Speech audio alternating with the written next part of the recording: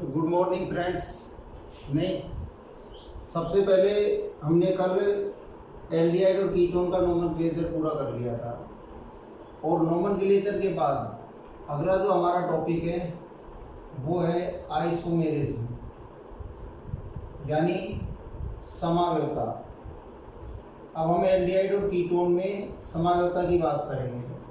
वैसे समावयवता इसका एक बेसिक कंसेप्ट है पूरा का पूरा, वो इसलिए पढ़ाया जाता है क्योंकि एल्डिहाइड जो ग्रुप होता है इसके अंदर कुछ समावयवी यानी कुछ आइसोमर ऐसे होते हैं जिनकी स्थिति जो है वो परिवर्तित नहीं हो सकती है। उसका कारण ये है कि सबसे पहले हम शुरुआत करें, पहली जो आइसोमेरिज्म होती है उसको कहते हैं पोजीशन, मीन्स स्थिति समावयवता। अब ये कोई जरूरी नहीं कि स्थिति समावयवता सब में होगी, मतलब एल्डिहाइड में भी होगी, कीटोन में भी होगी, वो देखेंगे किस में होगी किस में नहीं होगी। दूसरे प्रकार की जो आइसोमेरिज्म होती है वो दोनों में पाई जाती है, उसको कहते हैं चेन या श्रृंखला समावयवता, यानी इसका नाम है चेन आइसोमेरिज्म। और तीसरे प्रकार की जो आइसोमेरिज्म होती है उसको कहते हैं फंक्शनल, यानी फंक्शनल आइसोमेरिज्म मीन्स क्रियात्मक समावयवता। तो तीन प्रकार की आइसोमेरिज्म है। एक मेटामेरिज्म होती है, लेकिन मेटामेरिज्म ईथर में पाई जाती है। ये जो ग्रुप है इसके अंदर मेटामेरिज्म जो होगी वो पोजीशन हो जाएगी इसकी, ठीक है। वो अभी मैं दिखाऊंगा तो कैसे होगी। सबसे पहले इस स्थिति को लेते हैं। हमें ये याद रखना है, कोई भी एल्डिहाइड का सूत्र लिखते हैं तो सबसे पहले मैं आपको किसके बारे में बता रहा हूँ, एल्डिहाइड की आइसोमेरिज्म के बारे में समझा रहा हूँ। और एल्डिहाइड की जो आइसोमेरिज्म के बारे में समझा रहा हूँ उसके अंदर ये बता रहा हूँ कि ये मान लो कोई एल्डिहाइड का फॉर्मूला है और एल्डिहाइड का जो फॉर्मूला है उसका आईयूपीएसी नोमेनक्लेचर जब करेंगे तो हमें खूब पता है कि एल्डिहाइड ग्रुप को कितना नंबर मिलेगा, 1 नंबर मिलेगा। इसका मतलब एल्डिहाइड जो ग्रुप है वो हमेशा 1 नंबर पर आएगा। आप इसको 2 नंबर 3 नंबर पर नहीं कर सकते हो। इसका मतलब एल्डिहाइड ग्रुप के अंदर कौन सी आइसोमर नहीं होगी, स्थिति नहीं होगी, यानी एल्डिहाइड जो ग्रुप है वो कौन सा आइसोमेरिज्म नहीं दर्शाता, ठीक है ना। तो ये एल्डिहाइड ग्रुप पोजीशन आइसोमेरिज्म को नहीं दर्शाता है, ये हमें याद रखना है। अब ये ध्यान रखें कि ऐसे फंक्शनल ग्रुप जिनकी नंबरिंग 1 नंबर पर होती है, यानी जिनका कार्बन अंकन में शामिल किया जाता है, जो हमेशा टॉप 1 पर आता है, उनके अंदर पोजीशन नहीं पाई जाती। जैसे एसिड और होगा, एसिड भी 1 नंबर पर आता है, तो इसका मतलब एसिड में भी कौन सा आइसोमर नहीं बनेगा, पोजीशन आइसोमर नहीं बनेगा। तो ये चीज तो ही समझाने की यहाँ पर। इसके बाद इसका तात्पर्य ये हुआ कि एल्डिहाइड के अंदर तो मैं इसको ऐसे लिख दूं कि भाई एल्डिहाइड जो ग्रुप है, ठीक है, ये नहीं देता, ये कौन सी आइसोमेरिज्म नहीं देता, पोजीशन आइसोमेरिज्म नहीं देता। कारण बता ही दिया इसका, ठीक है। अब बचा कौन सा ग्रुप, कीटोन ग्रुप बचा। कीटोन ग्रुप के अंदर पोजीशन आइसोमेरिज्म होती है और कीटोन ग्रुप की जो पोजीशन आइसोमेरिज्म की जो शुरुआत होती है वो कम से कम 5 कार्बन से होती है। उसके लिए कल हमने एग्जाम्पल के लिए कल फॉर्मूला पढ़ा था CnH2NO। ये किसी भी कीटोन का एक कॉमन फॉर्मूला है, सामान्य सूत्र है उसका। और इस कॉमन फॉर्मूले के आधार पर यदि मैं 5 कार्बन का कीटोन लूँ तो C5H10 होगा और O होगा, हो गया। अब मुझे इस फॉर्मूले यानी इस मोलिकुलर फॉर्मूले के अंदर पोजीशन आइसोमेरिज्म बनानी है। वो भी किसकी बनानी है पोजीशन आइसोमेरिज्म, कीटोन की बनानी है। कीटोन की पोजीशन आइसोमेरिज्म बनाऊंगा तो CH3 CH2 CH2 C double bond O CH3। इसका मतलब कीटोन ग्रुप मैंने 2 नंबर पर लगाया है और कीटोन ग्रुप को जो 2 नंबर पर लगाया है तो इसका नाम हो गया 2-पेंटेनॉन। इसका नाम क्या बन गया, 2-पेंटेनॉन।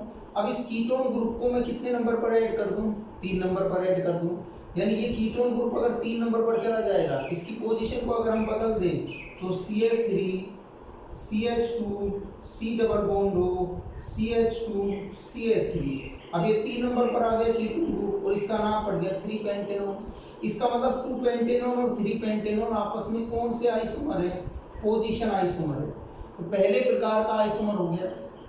भाई एल्डिहाइड के अंदर तो पोजीशन आइसोमर होती नहीं है, नहीं, कीटोन के अंदर पोजीशन आइसोमर होती है। और कीटोन कम से कम कितने से स्टार्ट होगा? कीटोन पोजीशन में कम से कम 5 कार्बन से स्टार्ट होगा। 5 से कम कार्बन में पोजीशन आइसोमेरिज्म नहीं बनेगी, ठीक है ना।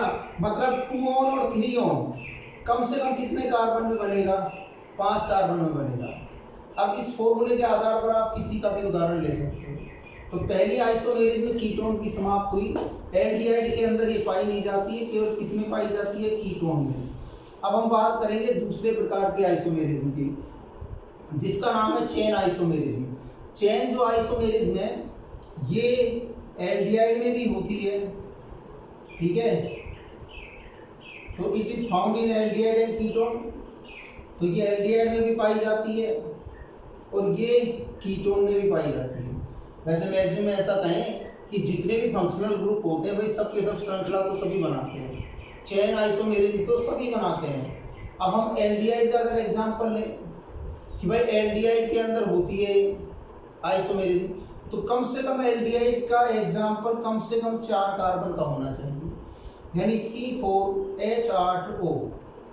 और यदि कीटोन के अंदर चेन आइसोमेरिज्म बनाए तो उदाहरण 5 कार्बन का होना चाहिए। अब मैंने 2 मॉलिक्यूलर फॉर्मूले लिख दिए चेन आइसोमेरिज्म के लिए। एक मॉलिक्यूलर फॉर्मूला लिख दिया एल्डिहाइड का, एक मॉलिक्यूलर फॉर्मूला लिख दिया कीटोन का। एल्डिहाइड के अंदर चेन आइसोमेरिज्म कितने कार्बन का बनाना है? 4 का। कीटोन के अंदर चेन आइसोमेरिज्म कितने का बनाना है? 5 कार्बन का। एल्डिहाइड के अंदर 4 कार्बन का बनाए, 4 कार्बन का जब बनाएंगे तो CH3 CH2 CH2 CHO। इसके अंदर मैंने सीधा सा एक नियम बना रखा है, शुरू का लास्ट का सेम, बीच वाले को बदल देते हैं। यानी चेन आइसोमेरिज्म का एक ही फंडा बना रखा है कि शुरू का लास्ट का सेम रखो, बीच वाले को चेंज कर दो, उसको चेन कहते हैं।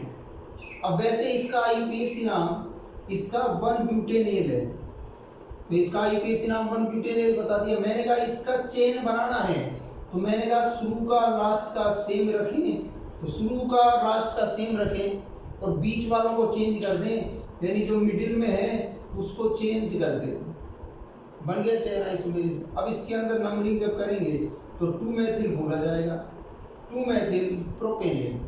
इसका मतलब ये दोनों आपस में चेन आइसोमर हो गए, ठीक है। तो ये 2-मेथिल प्रोपेनेल है। खूब आराम से इसको आप इसके नोमेनक्लेचर को लिख सकते हो, 2-मेथिल प्रोपेनेल, ठीक। ये एल्डिहाइड का हो गया। ध्यान दें इसमें वापस से, अब कीटोन का चेन बनाना है तो कीटोन का चेन आइसोमर बनेगा CH3 CH2 C double bond O CH3।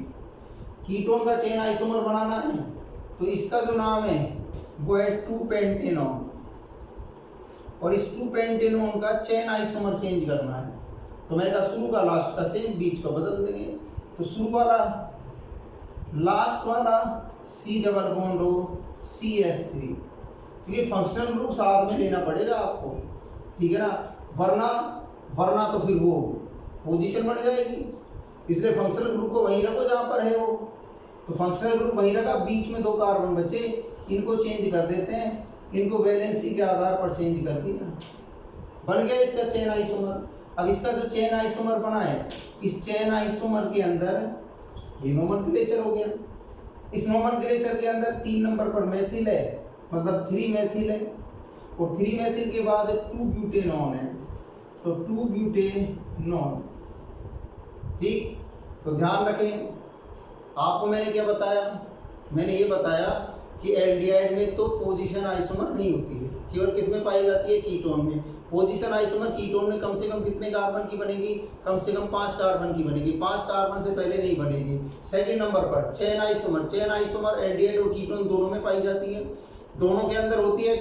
Chain isomer बनाने के लिए एल्डिहाइड कम से कम कितने कार्बन का लेना पड़ता है? 4 कार्बन का लेना पड़ता है। कीटोन कम से कम कितने कार्बन का? 5 कार्बन का लेना पड़ता है। इसका मतलब पोजीशन और चेन आइसोमर जो है उन दोनों में कीटोन की शुरुआत कितने कार्बन से होती है? 5 कार्बन से होती है, ठीक है। तो इसको अच्छी तरह इसको याद रखें। नहीं, ये 11वीं क्लास की आइसोमेरिज्म है, लेकिन यहाँ पर एक तरह रिवीजन हो जाएगा आपका, और ये भी पता चल जाएगा कि मॉलिक्यूलर फॉर्मूला क्या होता है, जिसके आधार पर कोई समस्या नहीं आएगी। कुल आइसोमर कितने बनेंगे? जैसे C5H10 हो गए, कुल आइसोमर कितने हैं? 2 हैं।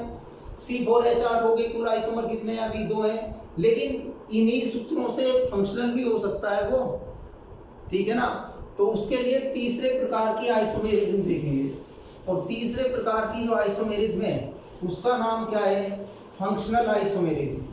और फंक्शनल जो आइसोमेरिज्म है इसमें क्या होता है कि इसके अंदर ये कहा जाता है कि फंक्शनल आइसोमेरिज्म में एल्डिहाइड जो होता है, एल्डिहाइड में जो कीटोन होते हैं ये आपस में एक दूसरे के आइसोमर हैं। आपस में एक दूसरे के कैसे आइसोमर हैं? फंक्शनल आइसोमर है, ठीक है, क्योंकि दोनों का मॉलिक्यूलर फॉर्मूला सेम है, लेकिन प्रॉपर्टी दोनों की चेंज है, इसलिए दोनों आपस में किस प्रकार के आइसोमर है? फंक्शनल। और इस फंक्शनल आइसोमर को बनाने के लिए कम से कम कितने कार्बन से शुरुआत होनी चाहिए? 3 से। तो 3 दूनी 6 हो गया और O हो गया, यानी C3H6O। और इसका जब फंक्शनल बनाएंगे तो CH3CH2CHO, यानी इसका नाम तो क्या बनेगा? प्रोपेनेल। और अब इसको कीटोन में चेंज कर दो, 3 कार्बन के फॉर्मूले को, CH3 C डबल बॉन्ड हो CH3, और इसका नाम क्या बनेगा? 2-प्रोपेनॉन। ये दोनों आपस में क्या हो गई? फंक्शनल आइसोमेरिज्म हो गई। अब फंक्शनल आइसोमेरिज्म की शुरुआत कम से कम कितने कार्बन से हुई? 3 कार्बन से हुई, ठीक है। तो कोई प्रॉब्लम नहीं है इसके अंदर, यानी आप किसी भी स्थिति के अंदर कोई भी आइसोमेरिज्म हो, उस आइसोमेरिज्म के अंदर दोनों स्थितियों में जा सकते हो, ठीक है। ये तो सिर्फ मैंने एक बेसिक कंसेप्ट दिया इसका, और इस बेसिक कंसेप्ट के आधार पर यह आपको समझाने का प्रयास किया गया कि भाई आइसोमेरिज्म भी पाई जाती हैं एल्डिहाइड और कीटोन के अंदर, तो कोई प्रॉब्लम नहीं है यहाँ तक। अब आपके सामने पीछे यदि एक बार मैं रिमाइंड कराऊँ तो आपने सबसे पहला जो टॉपिक है आपका नंबर फर्स्ट, पहला जो टॉपिक आपने जो पढ़ा वो एल्डिहाइड और कीटोन का क्या पढ़ लिया? परिचय पढ़ लिया। दूसरा जो टॉपिक आपने पढ़ा वो C डबल बॉन्डों का हाइब्रिडाइजेशन पढ़ लिया। तीसरा जो टॉपिक आपने पढ़ा इसमें वो नोमेनक्लेचर पढ़ लिया। चौथा जो टॉपिक पढ़ा वो आइसोमेरिज्म पढ़ ली, यानी समावयवता पढ़ ली, ठीक है। यानी हमने एल्डिहाइड और कीटोन के कितने भाग पूरे कर लिए? 4 भाग। ये चारों बेसिक हैं, ठीक है। जैसे एक बार बोर्ड के पेपर में ऐसे आया HCHO, सब देखते ही ये पहचान गए, ये तो बड़ा सिंपल है, ठीक है ना। उसने पूछा इसका IUPAC नाम बताइए, लड़के सीधे इस सूत्र को देखते ही बोले कि ये तो हमें आता है। उन्होंने सीधा नाम क्या लिख दिया? भाई इसका नाम तो फॉर्मेल्डिहाइड है, ठीक है ना। उन्होंने पूरा उसको पढ़ते ही नहीं है, तो सभी जानते हैं भाई SCHO यानी फॉर्मेल्डिहाइड होता है, जबकि उसका आगे नहीं पढ़ा कि उसने IUPAC नाम पूछा है। एक्चुअल में इसका IUPAC नाम सबको पता है क्या होता है? मेथेनेल। है तो चीज सिंपल, ठीक है ना, क्योंकि उसने कीटोन का भी पूछा एक बार, CH3 C double bond CH3, सबने सोचा ये तो एसीटोन आ गया भाई, ये तो हमको आता है नाम, जबकि उसने IUPAC नाम पूछा और इसका नाम 2-प्रोपेनॉन है। तो मैं समझाने का मतलब ये है कि किसी चीज को यानी कोई भी प्रश्न दिया पहले उसको तसल्ली से पढ़ें, उसको देखें, ठीक है ना, उसके बाद आंसर दें। इसके बाद अगला जो हमारा टॉपिक होगा वो वेरी वेरी इंपॉर्टेंट, और इस वेरी वेरी इंपॉर्टेंट टॉपिक के अंदर मैं कुछ आपको ट्रिक बताऊंगा। यानी अगला जो भाग है हमारा वो है एल्डिहाइड एंड कीटोन, और इसका प्रिपरेशन मेथड है, यानी इसको बनाने की विधि है, ठीक है ना। मेथड ऑफ प्रिपरेशन नहीं, तो एल्डिहाइड और कीटोन को बनाने की विधि पढ़नी है हमें। तो इसका मेथड ऑफ प्रिपरेशन कैसे बनाते हैं, यानी कैसे इसकी शुरुआत करते हैं, वो आपको समझना पड़ेगा। उसके लिए कुछ पीछे का भाग है जो हमें याद होना चाहिए, लेकिन कोई बात नहीं, पीछे याद नहीं है तो अपन शुरुआत यहीं से ही करते हैं। सबसे पहले हम जानते हैं कि बनाने का जो मेथड आता है वो एल्केन से आता है, यानी सबसे पहला हाइड्रोकार्बन कौन सा होता है? एल्केन। आपको मैं जिस क्रम में बताऊं आपको उसी क्रम में याद रखना है। कोई भी विधि है, विधि कैसे बनेगी वो तो आगे की बात है, ठीक है ना। बुक के अंदर क्या क्रम दे रखा है वो छोड़िए, नहीं अपने हिसाब से चलिए। पहले सबसे पहले हाइड्रोकार्बन एल्केन होता है, दूसरे प्रकार का हाइड्रोकार्बन एल्कीन होता है। तीसरे प्रकार का हाइड्रोकार्बन एल्काइन होता है, ये एल्काइन। अब अपन प्रिपरेशन पढ़ रहे हैं इसकी, यानी बनाने की विधि पढ़ रहे हैं। किसको बनाने की विधि पढ़ रहे हैं? एल्डिहाइड और कीटोन को।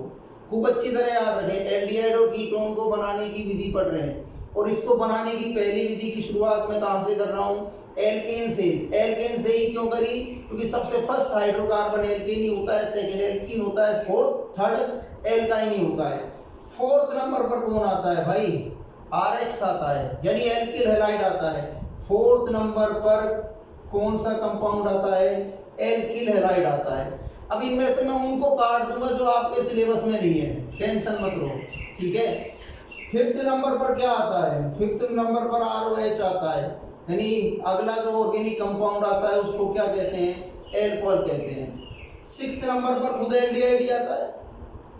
छठे नंबर पर एल्डिहाइड आता है, कीटोन ही आता है। नो प्रॉब्लम, उसको तो लिखने की जरूरत ही नहीं है क्योंकि उसको तो बनाना है हमें। और इसके बाद एल्डिहाइड वाले भाग में ही किसकी बारी आती है? एसिड की बारी आती है। यानी एसिड का मतलब अगला जो मेथड होगा वो किससे होगा?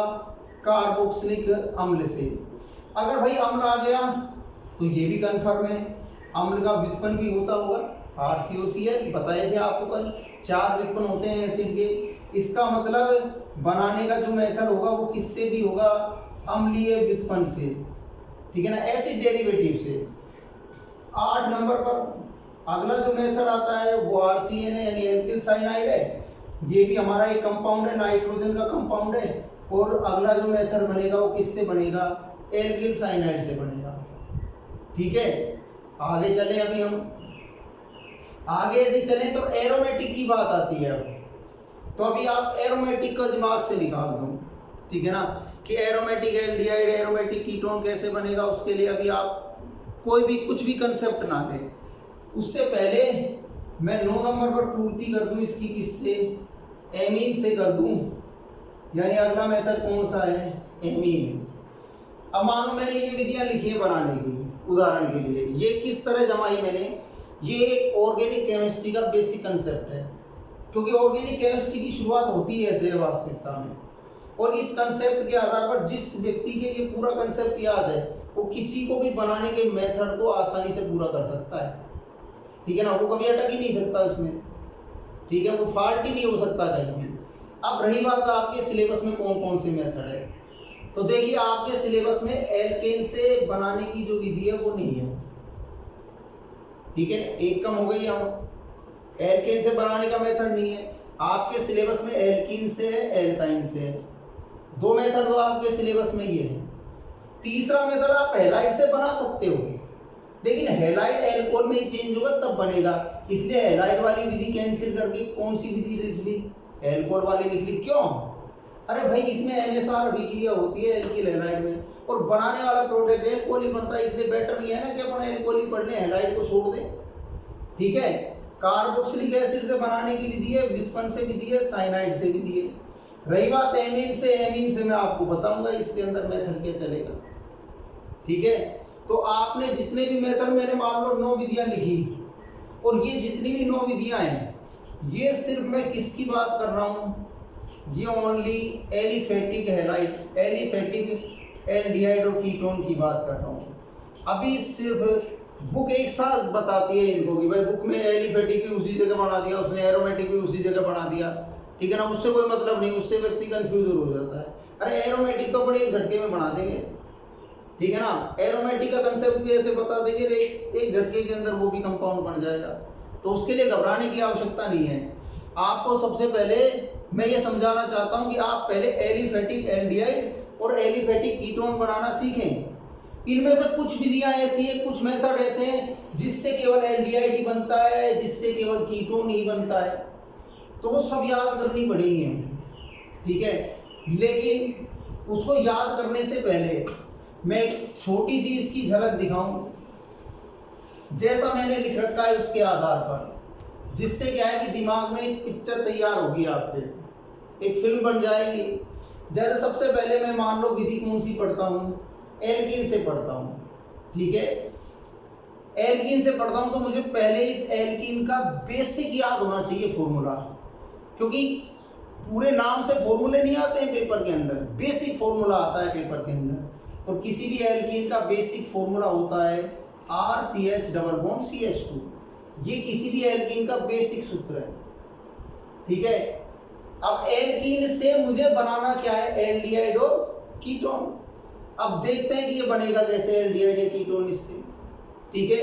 मैंने एक बेसिक एल्कीन का फॉर्मूला लिख लिया, इससे एल्डिहाइड ऐसे बन सकता है अगर ये बॉन्ड टूट जाए बीच वाला, अगर ये डबल बॉन्ड टूट जाए और इसमें एक ऑक्सीजन इधर लग जाए, एक ऑक्सीजन इधर लग जाए, तो 100% एल्डिहाइड बन जाएगा। नहीं, अब विधि को आपको याद कैसे करनी है, मैं तो एक डायरेक्ट ही विधि बता देता कि भाई इस विधि का नाम ये है, एल्कीन से ये विधि होती है। लेकिन पहले आप उसके कंसेप्ट को तो समझो कि भाई आपने कहा कि हमको एल्कीन से बनाना है, तो सबसे पहले एल्कीन का फॉर्मूला याद रखो। एल्कीन का फॉर्मूला एक बेसिक लिख दिया मैंने। अब थोड़ा अपनी नॉलेज को बढ़ाओ कि आपको बनाना एल्डिहाइड है, एल्डिहाइड बनाना है आपको इस एल्कीन से। तो गुरुजी ये बता रहे हैं कि भाई एक इस डबल बॉन्ड को तोड़ दो, क्योंकि ऑक्सीजन डबल बॉन्ड बनाता है, तो आप इस डबल बॉन्ड को तोड़ दो, एक ऑक्सीजन इधर लगा दो और एक ऑक्सीजन इधर लगा दो, 100% एल्डिहाइड बन जाएगा, ठीक है ना। लेकिन उसने कहा कि भाई एल्कीन से कीटोन कैसे बनाऊंगा।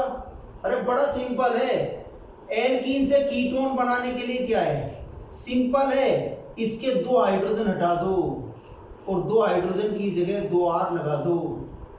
अब क्या होगा, अब इस डबल बॉन्ड को जब तोड़ेंगे तो एक ऑक्सीजन इधर, एक ऑक्सीजन इधर, तो एक हिस्सा तो एल्डिहाइड बन जाएगा और एक हिस्सा कीटोन बन जाएगा। समझ गए बात को।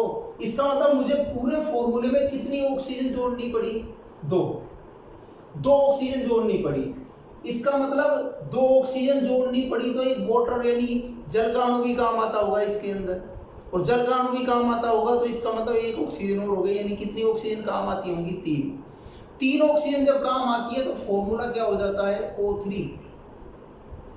अरे भाई 2 तो हमें जोड़नी है डबल बॉन्ड पर, 2 तो जोड़नी है, 2 हिस्से करके जोड़नी है, ठीक है ना। 2 हिस्से करके हमें इसमें 2 ऑक्सीजन जोड़नी है, एक वाटर का अणु आएगा, क्योंकि इंटरमीडिएट बनेगा, फिर वाटर आएगा, वाटर में एक ऑक्सीजन और होगी, तो टोटल नंबर ऑफ ऑक्सीजन कितनी हो गई, 3 हो गई।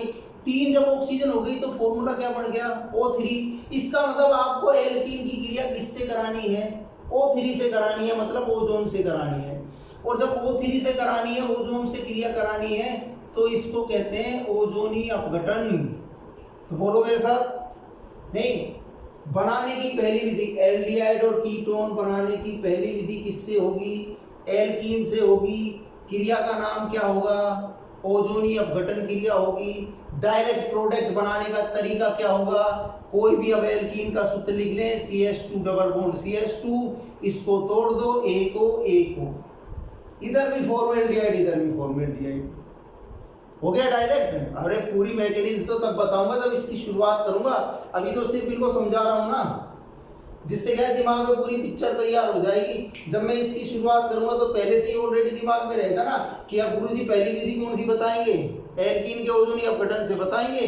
और ओजोनी अपघटन का मतलब ओजोन से क्रिया करनी है, आपको ओजोन की सहायता से अपघटन करना है डबल बॉन्ड का, ठीक है ना। मतलब एल्कीन के डबल बॉन्ड का अपघटन करना है, किसकी सहायता से, ओजोन की सहायता से करना है। और जो इंटरमीडिएट बनता है उस इंटरमीडिएट की क्रिया ZnH2O से कराते हैं। किससे कराते हैं, ZnH2O से कराते हैं। मतलब पहले ओजोन डबल बॉन्ड का अपघटन करेगा तो एक इंटरमीडिएट बनेगा, मतलब मध्यवर्ती बनेगा। फिर उस मध्यवर्ती की क्रिया किससे कराएंगे, ZnH2O से कराएंगे, तब एल्डिहाइड या कीटोन बनेगा। और यदि किसी लड़के को डायरेक्ट बनाना हो तो डायरेक्ट के अंदर तो डायरेक्ट ही है। फिर तो जैसे ये कोई एल्कीन का सूत्र दे दिया मैंने, ये साहब डबल बॉन्ड वाली एल्कीन है, अब किसी को डायरेक्ट बनाना है कि भाई ये एल्कीन है, इससे एल्डिहाइड या कीटोन बनाना है, तो अब ये कन्फर्म है, 2 CH3 लग रहे हैं, दोनों साइड दोनों कीटोन बनेंगे। इस डबल बॉन्ड को हटा दिया, इसके नीचे डबल बॉन्ड हो, इसके नीचे डबल बॉन्ड हो, अरे एक हो इधर, एक हो इधर, 2 हिस्से बना दिए इसके, ठीक है ना। ऑब्जेक्टिव में तो ये इतना सा काम आ जाएगा, सब्जेक्टिव में क्या है कि इसकी मैकेनिज्म लिखनी पड़ती है, ठीक है ना। ऑब्जेक्टिव में तो आंसर याद होना चाहिए। नहीं, आपके सामने कोई भी फॉर्मूला है, अब एरोमेटिक का कोई फॉर्मूला है, स्टाइरीन होती है, बेंजीन वाले पर CH double bond CH2, styrene का ओजोन अपघटन करें तो ये डबल बॉन्ड हट गया, ये ऑक्सीजन इसके साथ लग गया, एक इसके साथ लग गया, बीच में प्लस आ गया, खत्म काम। ठीक है, तो बनाने का जो पहला मेथड है वो किससे हुआ, एल्कीन से हुआ। और इनको जब थोड़ा मेरे साथ बोलोगे तो जल्दी याद होंगे। पहला मेथड किससे हुआ, एल्कीन से हुआ। विधि का नाम क्या है, ओजोनी अपघटन है। पूरी विधि को डिटेल से आगे बताया जाएगा, उससे पहले एक बार बेसिक कंसेप्ट यानी आपको पूरा कंप्लीट समझा देता हूँ। ठीक है ना, विधि का नाम एल्कीन का ओजोनी अपघटन है। इसका इंटरमीडिएट बनता है, इंटरमीडिएट जो बनता है उसकी क्रिया किससे कराते हैं, ZnH2O से कराते हैं। कितने मोल बनते हैं, 2 मोल बनते हैं। दोनों मोल एल्डिहाइड भी हो सकते हैं, दोनों मोल कीटोन भी हो सकते हैं, एक एल्डिहाइड भी हो सकता है, एक कीटोन भी हो सकता है। ये निर्भर करेगा एल्कीन का फॉर्मूला क्या है। ठीक है, सेकंड नंबर पर चलते हैं। बनाने की दूसरी विधि किससे आई, एल्काइन से। ये क्या थोड़ी इंपॉर्टेंट विधि है, एल्काइन से। एल्काइन क्या है, तो सबसे छोटी एल्काइन होती है CH ट्रिपल बॉन्ड CH, और एक बेसिक एल्काइन होती है RC ट्रिपल बॉन्ड CH। समझ गए। अब मैंने आपके सामने 2 एल्काइनों के फॉर्मूले लिखे हैं। वैसे तो अभिक्रिया बड़ी सिंपल है, सिंपल इसलिए क्योंकि ये अभिक्रिया मार्कोनी-कोफनियम अनुसार होती है, और इसका जो प्रोडक्ट बनता है उसके लिए ये अभिक्रिया Hg+2 H2SO4 की प्रेजेंस में होती है, वाटर के साथ होती है, जल के साथ होती है। यानी आपको किसी भी एल्काइन के अंदर जल का अणु जोड़ना है, मार्कोनी-कोफनियम से जोड़ना है, किसकी उपस्थिति में जोड़ना है, Hg+2 H2SO4 की प्रेजेंस में जोड़ना है। लेकिन भाई पहले वाले उदाहरण में तो मार्कोनी-कोफनियम लग ही नहीं रहा। क्यों, क्योंकि दोनों कार्बनों पर हाइड्रोजन की संख्या बराबर है। इसका मतलब आप ये कहोगे कि साहब गुरुजी ये बताओ जल क्या होता है, H+OH- होता है। इसका मतलब माइनस को कहाँ जोड़ दूँ, कहीं भी जोड़ दो। अरे कहीं भी जोड़ दो, क्यों जोड़ दो कहीं भी, इसलिए जोड़ दो अभी तो कहीं भी, क्योंकि दोनों तरफ हाइड्रोजन की संख्या क्या है, बराबर है। इसलिए मार्कोनी-कोफनियम की पालना नहीं हो रही है, इसलिए मैंने कहीं भी जोड़ दिया। मैंने क्या किया, मुझे H2O जोड़ना है, मुझे H2O जोड़ना है, मुझे H2O जोड़ना है। किसके अंदर जोड़ना है भाई, एल्काइन के अंदर जोड़ना है। कौन से नियम से जोड़ना है, मार्कोनी-कोफनियम से जोड़ना है। किसकी उपस्थिति में जोड़ना है, Hg+2 H2SO4 की उपस्थिति में जोड़ना है। ठीक है ना, जोड़ेंगे जोड़ेंगे जोड़ेंगे, जब किसी को जोड़ेंगे जल को तो उस जोड़ने को क्या कहेंगे, जलयोजन। क्या बोलते हैं उसको, जलयोजन। क्यों, एक एडिशन रिएक्शन है, एक योगात्मक अभिक्रिया है ये। इस एडिशन रिएक्शन के अंदर कोई भी प्रोडक्ट निकल नहीं रहा अभी, ठीक है ना, सिर्फ जुड़ रहा है, इसलिए नाम क्या पड़ा, जलयोजन। अगर मान लो टूटता, कोई निकलता और जल से निकलता या जल से टूटता तो जल अपघटन बोलते उसको। लेकिन आपने तो जल के अणु को योग किया है, ट्रिपल बॉन्ड पर किया है। कितनी बार किया है, एक बार किया है। एक बार किया है तो एक बॉन्ड हटा दो, एक बार किया है तो एक बॉन्ड हटा दो, और मर्जी आए जिसको H दे दो, मर्जी आए जिसको OH दे दो। मैंने इसको H दे दिया, मैंने इसको OH दे दिया। ये एक इंटरमीडिएट बन गया, ये एक मध्यवर्ती बन गया, और ये जो मध्यवर्ती बना, इस मध्यवर्ती का रीअरेंजमेंट करना पड़ता है, इस मध्यवर्ती का पुनर्विन्यास करना पड़ता है। पुनर्विन्यास में होता क्या है, किसी की टांग किसी की पूंछ, ऐसे चलता है नहीं, मतलब किसी समूह को हटा देते हैं, किसी बॉन्ड को हटा देते हैं, किसी बॉन्ड को दूसरी जगह विस्थापित कर देते हैं। तो देखो इसके अंदर मैं हाइड्रोजन को विस्थापित कर रहा हूँ CH2 पर, और मैं इस डबल बॉन्ड को विस्थापित कर रहा हूँ O पर। यानी इसके अंदर ये हाइड्रोजन गया तो CH3 हो गया, डबल सिंगल हो गया, CH डबल बॉन्ड O हो गया, और इसका नाम क्या पड़ गया, एसिटाल्डिहाइड पड़ गया। नहीं तो मैंने आपको बनाने की दूसरी विधि किससे बताई, एल्काइन से बताई। क्रिया का नाम क्या है, क्रिया में एल्काइन के सूत्र में, किसी भी एल्काइन के सूत्र में किसको जोड़ेंगे, वाटर को जोड़ेंगे, जल को जोड़ेंगे। ठीक है ना। एडिशन ऑफ वाटर, यानी आपको वाटर का एडिशन करना है, इसलिए क्रिया का नाम जलयोजन है। किसकी प्रेजेंस में होती है? Hg+2H2SO4 की प्रेजेंस में होती है। कौन से नियम से होती है? मार्कोनिकॉफ नियम से होती है। एक ऐसी एल्काइन जिसमें मार्कोनिकॉफ नियम लागू नहीं हो रहा, उसका नाम एथाइन। First number ethyne.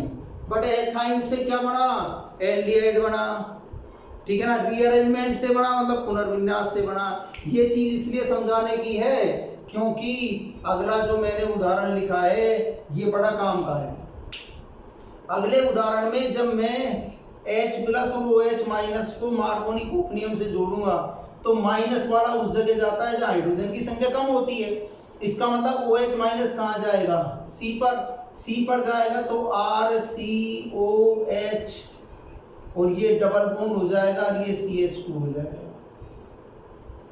अब इसमें रीअरेंजमेंट करना पड़ेगा।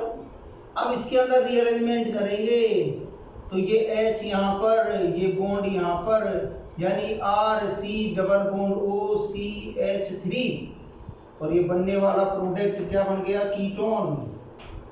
इससे ये स्पष्ट हुआ कि भाई मैं एक बात सीधे बताऊं, कोई भी एल्काइन हो, चाहे 1 आइन हो चाहे 2 आइन हो, किसको छोड़कर ध्यान रखें, किसको छोड़कर? एथाइन को छोड़कर। अरे एथाइन के सूत्र के अलावा कोई सी भी एल्काइन हो, ठीक है ना, उस एल्काइन में बीच में C जरूर होगा, C जरूर होगा, C जरूर होगा। और C जरूर होगा तो ऑक्सीजन इसी C पर लगेगी, मतलब हमेशा क्या बनेगा? कीटोन बनेगा। एल्काइन से हमेशा क्या बनेगा? कीटोन बनेगा। सिर्फ एक एल्काइन ऐसी है जिससे एल्डिहाइड बनेगा, उसका नाम क्या है? एथाइन है। ठीक है, तो ये कंसेप्ट आपको याद रहना चाहिए। अब इससे मैंने आपको ये याद कराया कि भाई हम दूसरी विधि पढ़ रहे हैं, दूसरा मेथड पढ़ रहे हैं, और दूसरा जो मेथड पढ़ रहे हैं वो एल्काइन से था, क्रिया का नाम जलयोजन था। जलयोजन किसकी उपस्थिति में होता है? Hg+2H2SO4 की उपस्थिति। धीरे धीरे आता है भाई, धीरे धीरे आता है, मार्कोनिकॉफ नियम से आता है भाई। ठीक है ना। पुनर्विन्यास का मतलब होता क्या है? एक की टांग एक की पूंछ, मतलब जहां से ले रहे हो वहीं देना है। इसको यहां से लिया तो यहीं देना है, ऐसा नहीं किसी दूसरे को देना है। ठीक है ना। इसको अंग्रेजी में रीअरेंजमेंट कहते हैं, हिंदी में इसको पुनर्विन्यास कहते हैं। और जब किसी का रीअरेंजमेंट या पुनर्विन्यास हो जाता है तो या तो एल्डिहाइड बनता है या कीटोन बनता है। ठीक है, आपके सामने स्थिति बिल्कुल क्लियर है।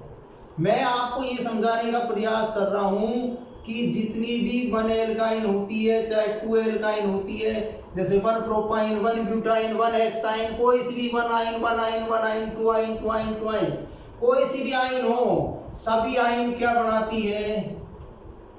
कीटोन बनाती है। बस एक आइन ऐसी है जो एल्डिहाइड बनाती है, तो ये टिप्स पर होना चाहिए बिल्कुल याद। उस एल्काइन का नाम बताइए जो एल्डिहाइड बनाती है? एथाइन। बाकी सभी एल्काइनें कीटोन बनाती है। ठीक है ना। बाकी जितनी भी एल्काइनें हैं वो सब किसका फॉर्मेशन करती हैं? वो सब कीटोन का फॉर्मेशन करती है। नहीं, एक बेसिक कंसेप्ट ये दूसरी विधि का समझाया, यानी अब हमारे सामने दूसरा मेथड भी कंप्लीट हो गया। और दूसरा मेथड जो कंप्लीट हुआ वो किसका था? एल्काइन का था। इनको अभी एग्जाम्पल सहित पढ़ेंगे, अभी तो सिर्फ एक बेसिक के रूप में समझाया जा रहा है आपको। ठीक है ना। क्यों? उससे पहले दिमाग में पूरी पिक्चर क्लियर रहेगी कि अब ये पहले ये विधि आएगी, फिर ये आएगी, फिर ये आएगी, फिर ये आएगी। ठीक है ना। तो तुरंत आंसर दोगे 10 मिनट में पूरी विधि हो जाएगी। ठीक है। इसके बाद बनाने का तीसरा जो मेथड पढ़ना चाहते हैं वो किससे पढ़ना चाहते हैं? एल्कोहल से पढ़ना चाहते हैं। वास्तविकता में एल्कोहल से जब पढ़ते हैं तो एल्कोहल से बनाने के जो मेथड है वो इस स्थिति में चलते हैं कि हमारे सामने 3 प्रकार के एल्कोहल होते हैं। 1 डिग्री एल्कोहल, 2 डिग्री एल्कोहल और 3 डिग्री एल्कोहल। ठीक है। मुझे तो 1 डिग्री 2 डिग्री से काम है, 3 डिग्री से नहीं है। 3 डिग्री का कंसेप्ट 3 डिग्री में गया। आपको तो एल्कोहल के 2 सूत्र आने चाहिए। कौन कौन से एल्कोहल के सूत्र आने चाहिए? एक 1 डिग्री एल्कोहल का सूत्र और एक 2 डिग्री एल्कोहल का सूत्र। मैं सबसे पहले 1 डिग्री अल्कोहल का सूत्र लिखूं RCH2OH। अब मैंने तो इसको ऐसे बना रखा था, इसकी ट्रिक बना रखा था कि 1 डिग्री उसे कहते हैं जिसमें CH2 होता है। 1 डिग्री उसे कहा जाता है जिसमें क्या होता है, CH2 ग्रुप होता है, उसको 1 डिग्री कहा जाता है। तो भाई CH2 के साथ OH जुड़ रहा है, 1 डिग्री है। और वैसे क्या है, वैसे एक्चुअल परिभाषा ये है कि जब एक एल्किल ग्रुप होता है तो उसको 1 डिग्री कहते हैं। ठीक है, अब एल्कोहल के अंदर स्थिति ये है, तो 2 डिग्री एल्कोहल क्या होगा, 2 डिग्री एल्कोहल CHOH होगा। ऊपर वाला एल्कोहल कितने डिग्री, 1 डिग्री, नीचे वाला कितने डिग्री, 2 डिग्री। अब हमें इससे बनाना क्या है, खुद ही दिमाग लगाओ, एल्डिहाइड या कीटोन बनाना है, कोई प्रॉब्लम नहीं है। 1 डिग्री एल्कोहल है, एक इसका ले लो एक इसका ले लो, बन जाएगा। अरे क्या बोला मैंने, एक इसका ले लो हाइड्रोजन, एक इसका ले लो हाइड्रोजन, बन जाएगा। और आपको इसमें से हाइड्रोजन निकालना है, निकालना है, निकालना है। जब कोई निकलेगा, निकलने को भी कहते हैं, और कौन निकलेगा, हाइड्रोजन निकलेगा। तो इसलिए क्रिया का नाम क्या हो गया, विहाइड्रोजनीकरण, डिहाइड्रेशन। ठीक है ना, तो ये विहाइड्रोजनीकरण क्रिया हो गई। और इस विहाइड्रोजनीकरण क्रिया में हमने कभी 11th क्लास में ये भी पढ़ा था कि जब कोई हाइड्रोजन निकलता है तो उसको क्या भी कहते हैं, ऑक्सीकरण भी कहते हैं, ऑक्सीडेशन भी कहते हैं। जुड़ता है तो रिडक्शन कहते हैं। बड़ा सिंपल काम है।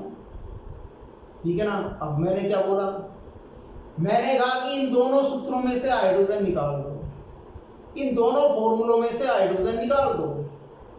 ठीक है ना, एक C का ले लो, एक O का ले लो भाई, एक C का ले लो, एक O का ले लो। इसका एक कम, इसका एक कम, बीच में डबल बॉन्ड बनेगा ही। एक C का ले लो, एक O का ले लो, एक हाइड्रोजन C का हटा दो, एक हाइड्रोजन O का हटा दो, तो एक इसका गया, एक इसका गया, तो बीच में डबल बॉन्ड आ गया, तो एल्डिहाइड बन गया। इसी प्रकार ये है दूसरा 2 डिग्री अल्कोहल। 2 डिग्री अल्कोहल है तो इसके अंदर भी वही मेथड, एक C का ले लो, एक O का ले लो, बीच में डबल बॉन्ड लग जाएगा, कीटोन बन गया। इसका मतलब 1 डिग्री अल्कोहल से तो एल्डिहाइड बनता है, 2 डिग्री अल्कोहल से कीटोन बनता है। उतने ही कार्बन का बनता है जितने का होता है। कितनी अभिक्रियाएं हो सकती हैं अल्कोहल में, 2 अभिक्रियाएं हो सकती हैं। एक अभिक्रिया भी हाइड्रोजनीकरण होगी, एक अभिक्रिया ऑक्सीकरण होगी। ठीक है, लेकिन पहले ये ध्यान रखें कि 1 डिग्री अल्कोहल से एल्डिहाइड बनता है, उतने ही कार्बन का बनता है। जैसे मैंने बोला एथेनॉल से बनेगा एथेनेल, प्रोपेनॉल से प्रोपेनेल, ब्यूटेनॉल से ब्यूटेनेल। लेकिन काफी बार क्या होता है, इसमें प्रश्न कैसे पूछा जाता है, प्रश्न ऐसे पूछा जाता है कि प्रोपेनॉल बन गया प्रोपेनेल, बताइए कौन से रिएजेंट का उपयोग किया। अगर ऑक्सीकरण है तो CrO3 का उपयोग करेंगे। अगर क्रिया का नाम ऑक्सीडेशन है तो किसका उपयोग करेंगे, CrO3 का उपयोग करेंगे। कौन सी क्रिया में, ऑक्सीडेशन क्रिया में CrO3 का उपयोग करेंगे। वैसे उपयोग तो एक्चुअल में KMnO4 का भी कर सकते हैं, पर वो होगा क्या, KMnO4 क्या एक प्रबल ऑक्सीडेंट रिएजेंट है, वो इसको एसिड में बदल देगा। और हमें इस क्रिया को कहाँ पर रोकना है, एल्डिहाइड की लब्धि बनानी है। हमें PPT सिर्फ एल्डिहाइड की बनानी है, इसलिए हमने स्ट्रॉन्ग ऑक्सीडेंट का उपयोग नहीं किया, हमने वीक ऑक्सीडेंट का उपयोग किया है। और यदि आपको इसी क्रिया को विहाइड्रोजनीकरण बनाना है तो आपको कुछ नहीं करना, CrO3 हटाना है, Cu 573 केल्विन लगाना है, Cu 573 केल्विन लगाना है। उदाहरण योग रहेगा। अरे भाई दोनों क्रियाओं के उदाहरण सेम है, बस रिएजेंट का फर्क है। विहाइड्रोजनीकरण अभिक्रिया किससे होती है, मेरे साथ बोलो, विहाइड्रोजनीकरण अभिक्रिया किससे होती है, Cu 573 केल्विन पर होती है। कोई लिख दे Cu 300 डिग्री सेल्सियस, बात एक ही है, बात एक ही है। ठीक है, विहाइड्रोजनीकरण अभिक्रिया Cu 573 केल्विन पर संपन्न होती है या Cu 300 डिग्री पर संपन्न होती है। किसी भी अल्कोहल का ऑक्सीकरण कितने पर संपन्न होता है, किससे संपन्न होता है, CrO3 से संपन्न होता है। ऑक्सीडेशन अभिक्रिया CrO3 से होती है। उसने बोला 2 प्रोपेनॉल 2 ऑल 2 ऑल 2 ऑल, तो 2 ऑन 2 ऑन 2 ऑन, मतलब 2 प्रोपेनॉन 2 ब्यूटेनॉल 2 ब्यूटेनॉन। ठीक है, कहने का मतलब जैसा आपने अल्कोहल लिया है उसके आधार पर एल्डिहाइड या कीटोन बनता है। तो ये विधि मेरे हिसाब से आपके समझ में आई, ठीक है ना। मतलब एल्कोहल से बनाने के कितने मेथड हैं? 2। एल्कीन से बनाने का एक ही मेथड था, ओजोन अपघटन। एल्काइन से बनाने का एक ही मेथड था, जलयोजन। आपने एल्कोहल पढ़ा, एल्कोहल से बनाने के कितने मेथड हैं? 2। एक ऑक्सीडेशन किससे होता है? CrO3 से होता है। एल्डिहाइड कौन बनाएगा? अगर 1 डिग्री एल्कोहल होगा तो कीटोन कौन बनाएगा? 2 डिग्री एल्कोहल होगा तो, और कोई बोले 3 डिग्री होगा तो 3 डिग्री के लिए आप एल्डिहाइड कीटोन एल्कोहल में अंतर देंगे 1 2 3 में। 3 डिग्री एल्कीन बनाती है, वो एल्डिहाइड कीटोन नहीं बनाती है, ठीक है। इसके बाद अगला जो मेथड आता है वो होता है कार्बोक्सिलिक एसिड से। कार्बोक्सिलिक एसिड से एल्डिहाइड कीटोन बनाना है। तो भाई जो एसिड होता है उससे केवल एल्डिहाइड ही बन सकता है, कीटोन नहीं बन सकता। पहली बात तो ये ध्यान रखिए। कारण है कीटोन बनाने के लिए इस H को R करना पड़ेगा। इस H को R कर दिया तो एसिड नहीं, फिर वो एस्टर बन जाएगा। मैं कह रहा हूँ कीटोन बनाने के लिए मुझे इस H को R करना पड़ेगा, और R कर दिया तो ये फिर किसका फॉर्मूला बन जाएगा? एस्टर का फॉर्मूला बन जाएगा, और ये फिर किसका नहीं रहेगा? कार्बोक्सिलिक एसिड का नहीं रहेगा। इसलिए कंफर्म है, क्योंकि कीटोन का सूत्र होता है RC≡OR। मतलब कितने R चाहिए होते हैं? C≡O के दोनों साइड 2 R चाहिए होते हैं। मेरे पास एसिड के सूत्र में कितना R है? 1 R है। 1 R अगर है तो इसका मतलब एल्डिहाइड ही बनेगा, कीटोन तो बन ही नहीं सकता है। कंफर्म, ठीक है ना। यानी एसिड से बनाना है मुझे, तो भाई इसका भी सिंपल तरीका है। O हटा दो, एसिड का O हटा दो, एसिड का O हटा दो, एसिड का O हटा दो। जब किसी का O हट गया, ऑक्सीजन निकल गया। ऑक्सीजन जब निकल गया तो उसको रिडक्शन कहते हैं, मतलब अपचयन कहते हैं। यानी इसका मतलब आपको एसिड का क्या करना है? रिडक्शन करना है। और रिडक्शन के लिए तो बहुत सारे रिजेंट है भाई, यानी बहुत सारे रिडक्टेंट है। LiLH को लिथियम एल्यूमिनियम हाइड्राइड। एक होता है डिबाल H,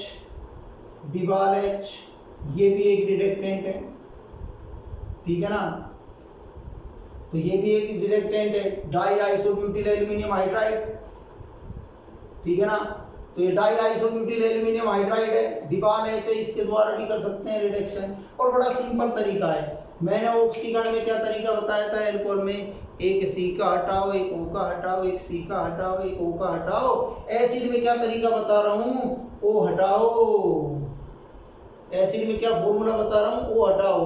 किसी भी सूत्र में से O हटा दो। एक बॉन्ड ही तो गया है, लेकिन वो तो स्थायी है, ठीक है ना। और O का हटना रिडक्शन कहलाता है। इसका मतलब कोई भी एसिड है, अगर मान लो एसिड का नाम प्रोपेनोइक एसिड है, तो प्रोपेनोइक एसिड से क्या बनेगा? प्रोपेनेल।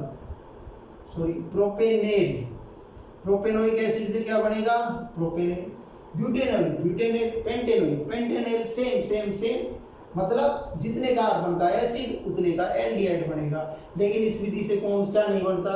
कीटोन नहीं बनता है। अब आपके सामने मुझे पहले यहाँ तक एक बार इसकी थोड़ी सी समरी याद कराएं, ठीक है ना। मैंने एक विधि ऐसी बताई जिसमें केवल एल्डिहाइड का निर्माण एथाइन से होता था, उसमें बाकी सब एल्काइनें कीटोन बनाती थी। 1 डिग्री से मैंने कहा एल्डिहाइड बनता है, 2 डिग्री से कीटोन बनता है। इसका मतलब एल्कोहल से एल्डिहाइड कीटोन दोनों बनते हैं। अम्ल से, कार्बोक्सिलिक अम्ल से केवल एल्डिहाइड बनता है, कीटोन नहीं बनता है। अम्ल से केवल क्या बनता है? एल्डिहाइड ही बनता है, कीटोन नहीं बनता है, ठीक है।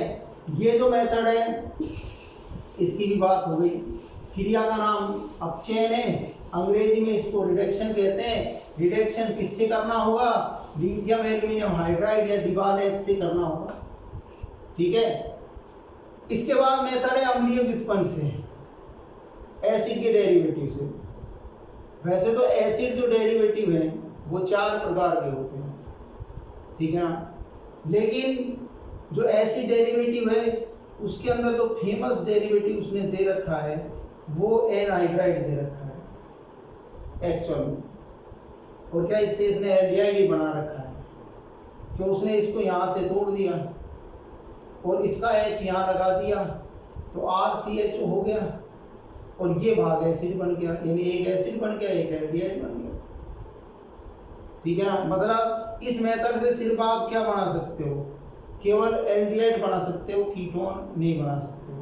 एक सिंपल सा मेथड है, इसमें आप हाइड्रोजन जोड़ रहे हो, हाइड्रोजन जोड़ रहे हो तो हाइड्रोजन के जोड़ने को भी क्या कहते हैं, अपचयन। जो एसिड करेगा वही कर्म कौन करेगा, एसिड डेरिवेटिव करेगा, ठीक है ना। आपने एसिड की विधि पढ़ी थी अपचयन, रिडक्शन, तो एसिड डेरिवेटिव की विधि भी क्या होगी, रिडक्शन। एसिड भी क्या बनाता था, एल्डिहाइड बनाता था, तो एसिड डेरिवेटिव भी क्या बनाएंगे, वो भी एल्डिहाइड ही बनाएंगे। इसके बाद अगला जो मेथड है वो साइनाइड से है। साइनाइड का जो मेथड है काफी इंपॉर्टेंट है, RC ट्रिपल बॉन्ड है, ये कोई भी एल्किल साइनाइड होता है। अब आपको सबसे पहले इस एल्किल साइनाइड से एल्डिहाइड बनाना है या कीटोन बनाना है, ये देखना पड़ेगा। RC ट्रिपल बॉन्ड है, मैंने 2 बार लिख दिया फॉर्मूला। अगर आपको इस साइनाइड से एल्डिहाइड बनाना है तो सबसे पहले आप इसका रिडक्शन कराओ SnCl to HCl, यानी इसको कहते हैं स्टीफेन रिडक्शन। और एक हाइड्रोजन C को, एक N को, C को N को, C को N को हाइड्रोजन जोड़ दो, हाइड्रोजन जोड़ दो तो CH+NH, और ये जो बनने वाला प्रोडक्ट है ये एल्डेमीन, इसके इंटरमीडिएट का नाम क्या होता है, एल्डेमीन होता है, एल्डेमीन होता है, ठीक है ना। और ये जो इमीन बनाया एल्डेमीन, इस एल्डेमीन का हाइड्रोलाइसिस कर दो तो ये अमोनिया निकल जाएगी और RCHO बन जाएगा, मतलब एल्डिहाइड बन जाएगा। अब इसके अंदर कार्बन देखो आप, तो साइनाइड में कार्बन उतने ही हैं, कम पड़े, RC मतलब जितने कार्बन का साइनाइड उतने का एल्डिहाइड, ठीक है ना। कौन से रिडक्शन से, स्टीफेन रिडक्शन। स्टीफेन रिडक्टेंट का नाम SnCl to HCl होता है, उसके बाद हाइड्रोलाइसिस करना पड़ता है, ठीक है ना। मध्यवर्ती, इसके मध्यवर्ती का नाम क्या है, एल्डेमीन है। अरे एल्डिहाइड से पढ़ा, एल्डिहाइड में जब आपने, सिंपल सी बात है भाई, एल्डिहाइड में जब NH ग्रुप है तो इमीन लगेगा, एल्डिहाइड यानी एल्डेमीन, मतलब एल्डिहाइड में एमीन जोड़ दो, कंपाउंड इंटरमीडिएट हो जाएगा।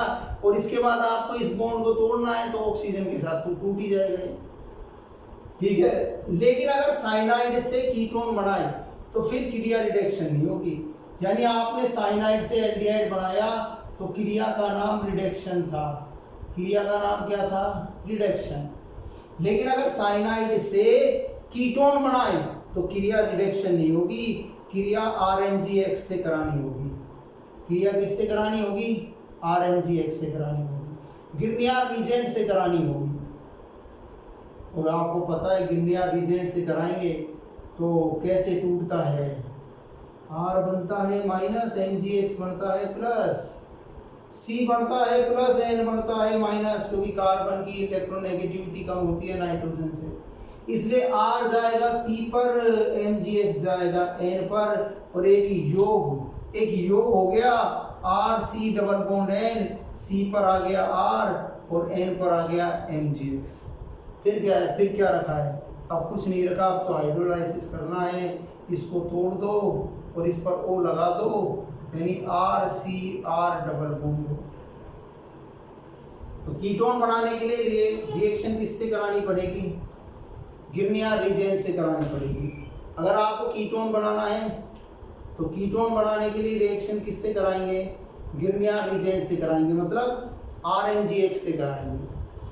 और RMGX से रिएक्शन कराएंगे तो आपके सामने स्थिति स्पष्ट है, यानी जितने कार्बन का R होगा उतना बढ़ जाएगा, इसमें कार्बन की संख्या बढ़ जाएगी, ठीक है ना। ये रिएक्शन एडिशन है, योगात्मक रिएक्शन है, योगात्मक एडिशन। तो अगर आपसे पूछा जाए कि साइनाइड एल्डिहाइड कब बनाता है तो उत्तर होगा स्टीफेन रिडक्शन से। साइनाइड कीटोन कब बनाता है, RMGX से। साइनाइड से जब एल्डिहाइड बनता है तो कार्बन की संख्या में कोई परिवर्तन नहीं होता है, लेकिन जब साइनाइड से कीटोन बनता है तो कार्बन की संख्या कितनी बढ़ेगी, निर्भर करेगा आपका RMGX कितने कार्बन का है।